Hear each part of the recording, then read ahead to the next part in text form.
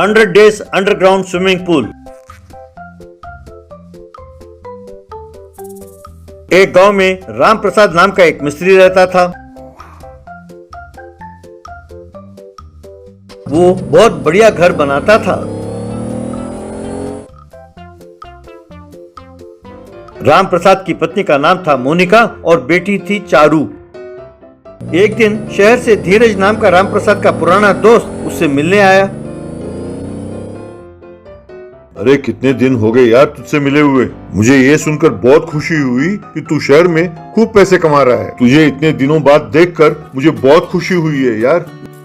अरे मैं भी तुझे बहुत याद करता हूँ यार। काम में मशरूफ था इसीलिए आ नहीं पाया। वैसे मैं तुम्हारे लिए ही आया हूँ। अरे और कितने दिन तुम ये मिस्त्री का काम करोगे? मैं इस गांव में एक स्विमिंग पूल बनाना चाहता हूँ। आजकल इस धंधे में बहुत पैसे हैं। जगह और सामान का प्रबंध मैं कर लूंगा, लेकिन उस स्विमिंग पूल को बनाने की जिम्मेदारी तुम्हारी है। इस बिजनेस में हम दोनों बराबर के हिस्सेदार हैं। क्यों, ठीक है?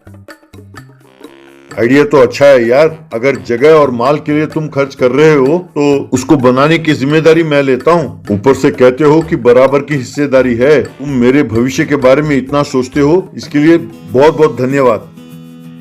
कुछ ही दिनों में उस जगह पर राम प्रसाद ने जेसीबी से खुदाई शुरू की। कई मजदूरों को रखकर बहुत ही कम समय में बहुत ही बढ़िया स्विमिंग पूल बनाया।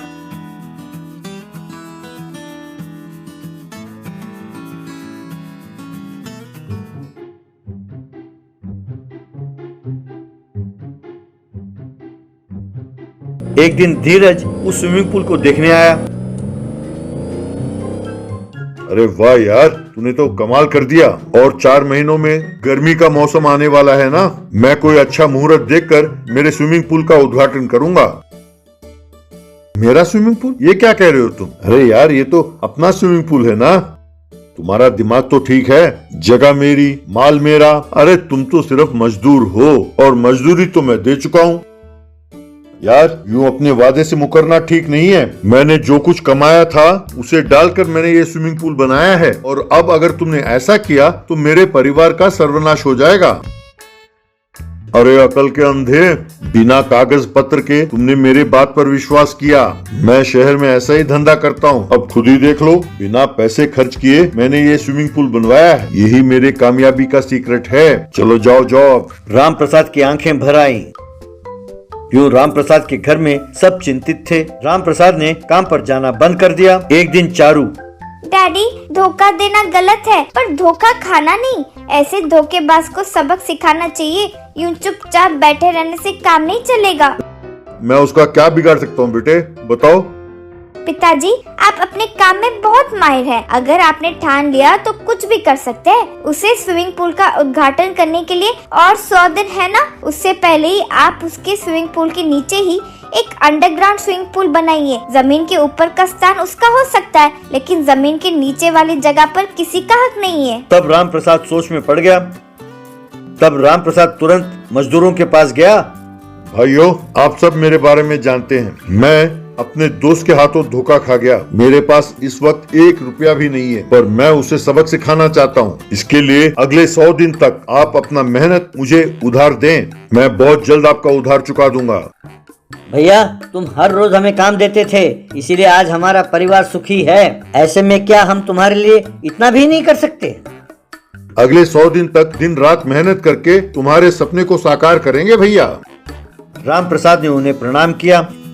इस तरह उन्होंने उस स्विमिंग पूल के नीचे एक और स्विमिंग पूल बनाया। दिन रात मेहनत करके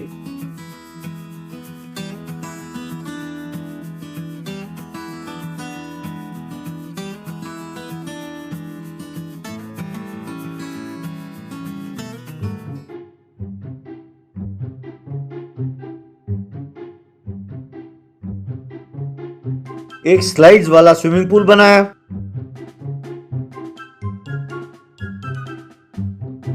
राम प्रसाद ने गांव में पर्चे बांटे।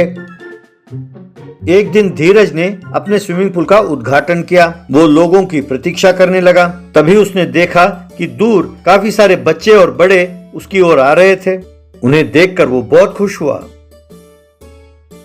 वो सब आकर के स्विमिंग पूल के बाहर खड़े हो गए। धीरज के कुछ समझ में नहीं आया। तभी राम प्रसाद आया। लोगों से उसने मेंबरशिप फीस लिए। फिर वो सारे लड़के अंडरग्राउंड स्लाइड्स में फिसलने लगे।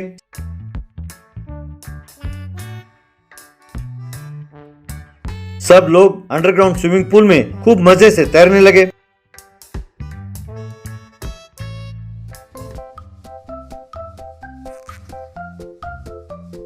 ये देखकर धीरज का दिमाग हिल गया। राम प्रसाद धीरज के पास गया। क्यों रे, समझदारी लोगों को धोखा देने में नहीं है, असली समझदारी इसे कहते हैं। जानते हो ये आइडिया किसने दिया? 8 साल की एक छोटी सी बच्ची ने। मेरी बेटी चारू। फिर किसी गरीब से पंगे ना लेना, जलकर राख हो जाएगा। धीरज सिर पकड़कर बैठ गया। बहुत जल्द राम प्रसाद का अंडरग्राउंड स्विमिंग पूल सारे जिले में मशहूर हो गया। लोग काफी दूर से आकर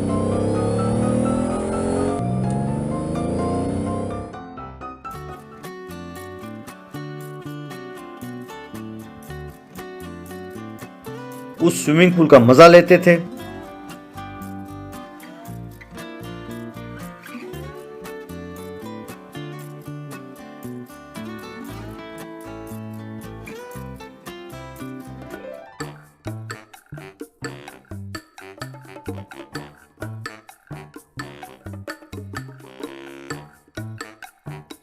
धीरज के स्विमिंग पूल में कोई नहीं जाता था तो उसका भारी नुकसान हुआ और उसने स्विमिंग पूल बंद कर दिया।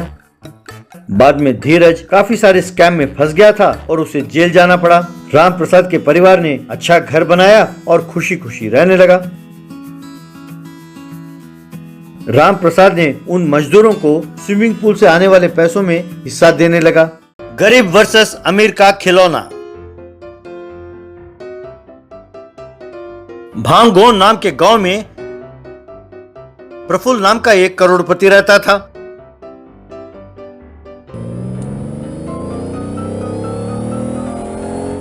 उसका बेटा किशन खिलौनों का दीवाना था।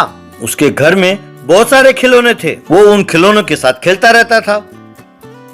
प्रफुल्ल अपने बेटे के लिए हर रोज एक नया खिलौना खरीद कर लाता था। जब वो खिलौने से ऊब जाता था तो किशन उसे हथौड़ा मारकर तोड़ देता था और खुश होता था। यूं खिलौनों को तोड़ना उसकी आदत सी पड़ गई। खिलौने को तोड़ने के बाद किशन, मेरा कार का खिलौना टूट गया, मेरा ट्रेन का खिलौना भी टूट गया, मुझे नया खिलौना चाहिए, कहकर रोने की उसकी आदत पड़ गई।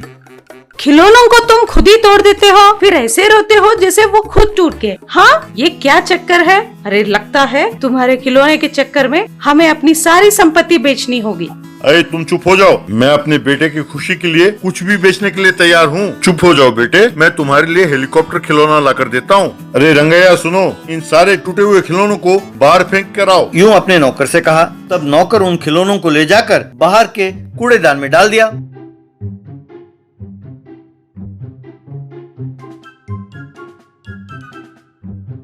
तब चिंटू नाम का एक गरीब लड़का अपने वुडन साइकिल में वहां पहुंचा। उन टूटे हुए खिलौनों को एक थैली में डालकर वहां से ले गया। चिंटू के पिताजी एक मजदूर थे। वो रोज बोरियां लाद कर पैसे कमाते और उससे अपना घर परिवार चलाते। चिंटू हर रोज किशन के फेंके हुए खिलौने उठाकर ले आता। उन खिलौनों को अपने झोपड़ी के बाहर बैठकर ठीक करता, फिर उनके साथ खेलकर खुश होता था।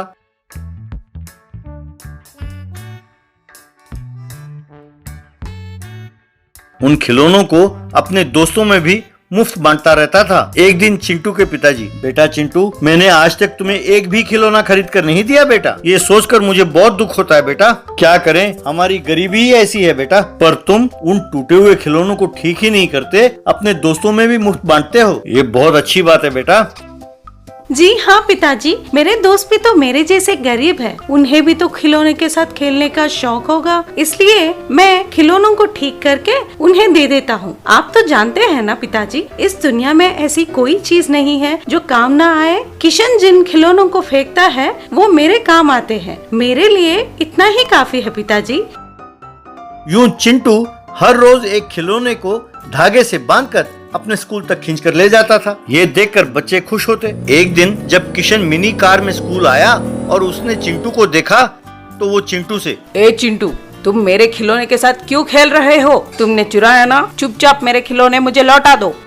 देखो किशन, मुझे चोर ना कहो, ये खिलौना तुम्हारा ही है, लेकिन मैंने इसे चुराया नहीं है। तुमने घर के बाहर कूड़ेदान में डाल दिया तो मैंने उसे उठाकर ठीक किया और मैं उससे खेलने लगा। तुम्हें नहीं चाहिए था इसलिए तुमने कूड़ेदान में डाला। वैसे भी तुम्हारे पास इतने सारे खिलौने हैं ना, तुम्हें इसकी क्या जरूरत है?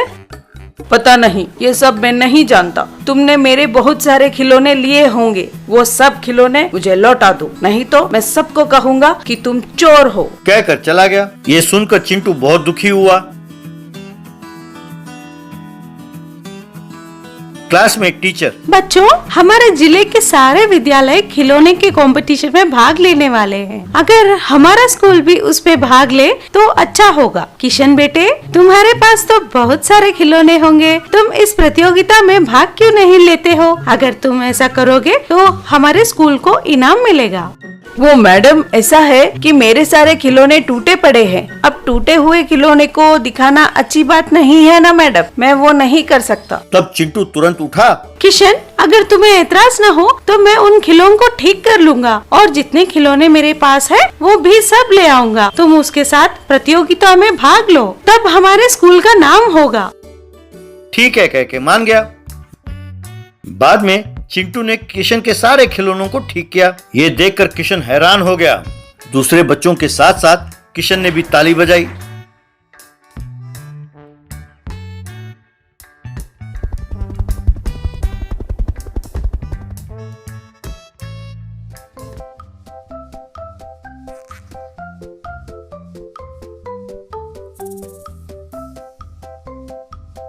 प्रदर्शन के रोज किशन के खिलौनों को देखकर सब हैरान रह गए। रिमोट कार, रिमोट ट्रेन, हवा में उड़ने वाले हेलीकॉप्टर, हवा में उड़ने वाले विमान, ये सब किशन ने अपने रिमोट के साथ चलाते हुए सबको हैरान किया।